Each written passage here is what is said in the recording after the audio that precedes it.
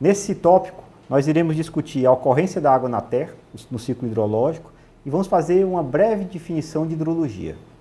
Então, o primeiro ponto importante sobre o ciclo da água na Terra é como é que se dá o regime de precipitação.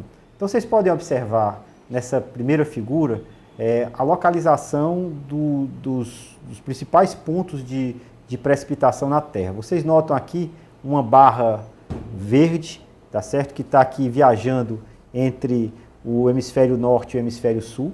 Essa região aqui mais esverdeada, essa banda de chuva mais esverdeada aqui que vocês estão vendo nesse mapa, é exatamente a zona de convergência intertropical. Vocês estão vendo aqui no canto do vídeo os meses do ano.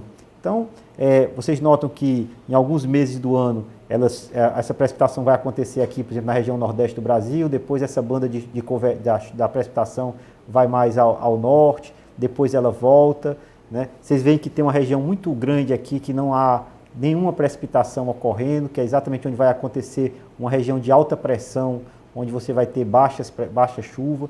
Então vocês veem que desse gráfico alguns pontos importantes. O primeiro deles é que a chuva ela tem uma sazonalidade.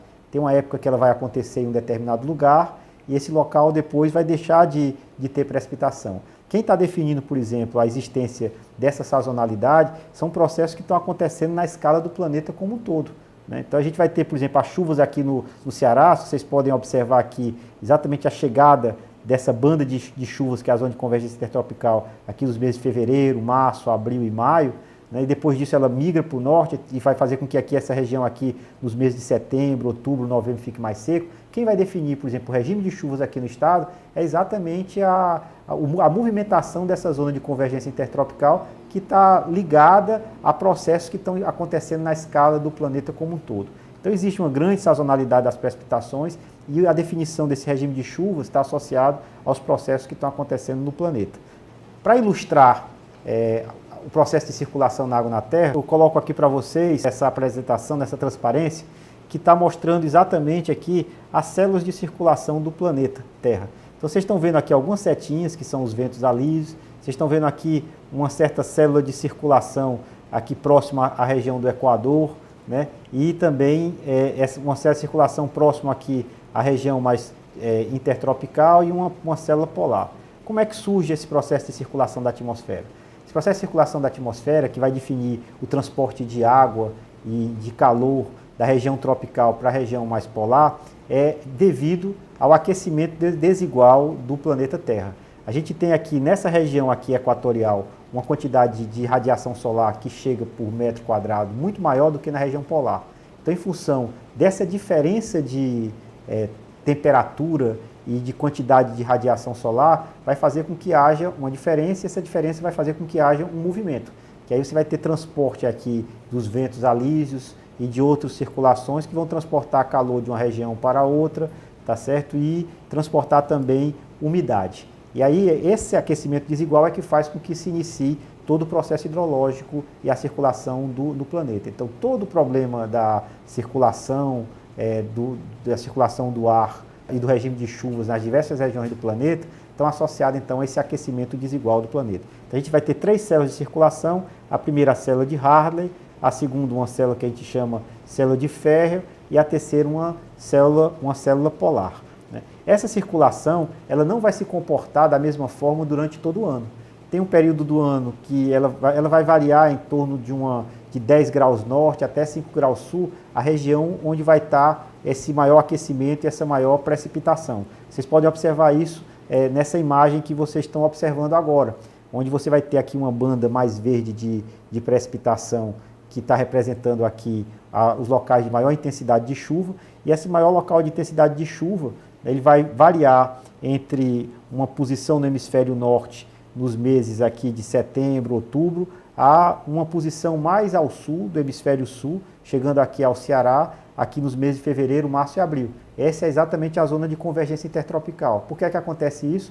Porque o local onde o Sol vai produzir uma maior intensidade, um maior aquecimento, ele vai variar durante o decorrer do ano. E ele varia por quê? Porque a Terra gira em torno do Sol fazendo um ângulo de 23,5 graus. Então tem um hemisfério, às vezes, que está mais próximo do Sol e na outra parte do ano, o outro hemisfério está mais próximo aqui ao Sol. Então, o hemisfério sul, quando está nessa posição, ele está no verão, e nessa outra posição, o hemisfério norte é que está no verão. Então, em função desse aquecimento desigual, é que você vai ter exatamente uma mudança na posição do local onde vai estar chegando a maior quantidade de energia. Isso vai fazer com que haja essa sazonalidade. Então, a circulação da água na Terra está associado exatamente então, a esse aquecimento desigual e está associado, inclusive, às estações do ano em função da posição que a Terra está girando em torno do Sol. Então, em grande medida, o regime de chuvas, por exemplo, aqui no Ceará, que a gente vai ter uma primeira parte do ano, que a gente tem a possibilidade da chuva, e a segunda parte do ano, que você tem exatamente a certeza da seca, em função dessa sazonalidade pronunciada, isso se dá não por processos na escala mais local, devido a fatores mais locais, mas devido a fatores que vão acontecer na escala do planeta como um todo, que tem a ver com essa energia que vem do Sol, esse aquecimento desigual. Então, como acontece um balanço hídrico, esse balanço hídrico, como é que ele vai acontecer no planeta como um todo? As duas principais variáveis que a gente vai ter aqui vai ser a evaporação.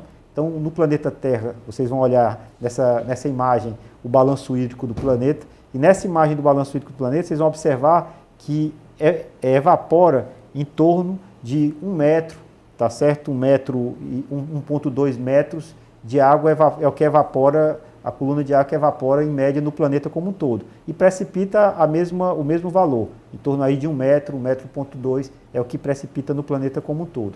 Há uma evaporação maior nos oceanos e uma precipitação maior nos continentes. Então, em função disso, é que você vai ter aí um escoamento dos rios que vai transportar a água que veio pela atmosfera de volta aos oceanos, e isso é que vai fazer com que haja o ciclo hidrológico no planeta.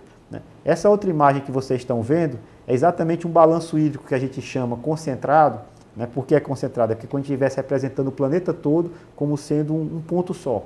Então, esse balanço hídrico concentrado, ele foi publicado aqui na revista Science, e ele mostra exatamente isso, o volume total precipitado e o volume total escoado. Mas um ponto importante nessa imagem é que vocês podem observar que a área irrigada hoje, a demanda, por exemplo, por irrigação, está na ordem de grandeza de 2,66 mil quilômetros cúbicos por ano, é a demanda da irrigação. Para o abastecimento humano, 0,38, para a indústria, 0,77. Qual é a relevância disso? A relevância disso é que se vocês somarem, por exemplo, a demanda hoje desses usos da água, está maior do que o volume total de estoque dos rios. Então, vocês estão observando nessa imagem que os rios que estão nesse quadradinho aqui têm um volume total de 2.000 quilômetros cúbicos, menor do que o volume que você está requerindo por ano para a irrigação. Por que eu estou sinalizando isso? Estou sinalizando que hoje o ciclo hidrológico ele está sendo afetado pela ação antrópica, pela ação do homem. O homem modifica hoje o padrão de circulação já em função dos seus usos da água, já modificam esses processos na escala geofísica, na escala dos processos geofísicos, na escala do próprio processo de circulação geral do planeta. Então, 45,5 milhões quase mil quilômetros cúbicos de água por ano é o que é liberado pelos rios, e uma ordem de grandeza menor é a demanda que você vai ter por conjunto dos usos. Então, esse balanço hídrico mais global, ele é extremamente relevante e é uma das dimensões do estudo da hidrologia.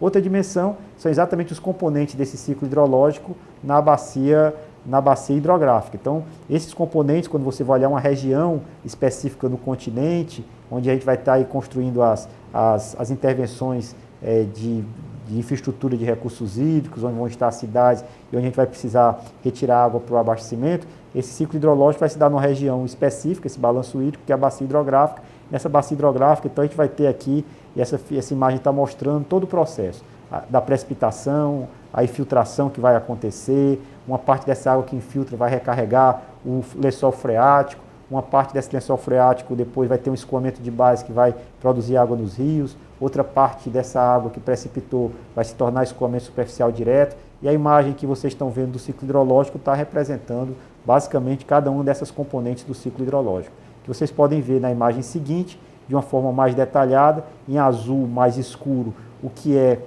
os componentes mais da fase atmosférica do ciclo hidrológico, o azul mais claro, que é quais são os compartimentos superficiais do ciclo hidrológico, e em verde, quais são os componentes do ciclo hidrológico mais do ponto de vista subterrâneo. Nós, no decorrer da disciplina, vamos apresentar para vocês esses componentes do ciclo hidrológico, cada um deles de forma muito detalhada, e basicamente a gente vai estar dividindo aqui em 3 grandes compartimentos: o atmosférico, o superficial e o subterrâneo, e tentar entender cada um dos processos que relacionam esses compartimentos e a dinâmica de cada um desses compartimentos. Então, a partir desses comentários iniciais, como é que a gente pode definir hidrologia?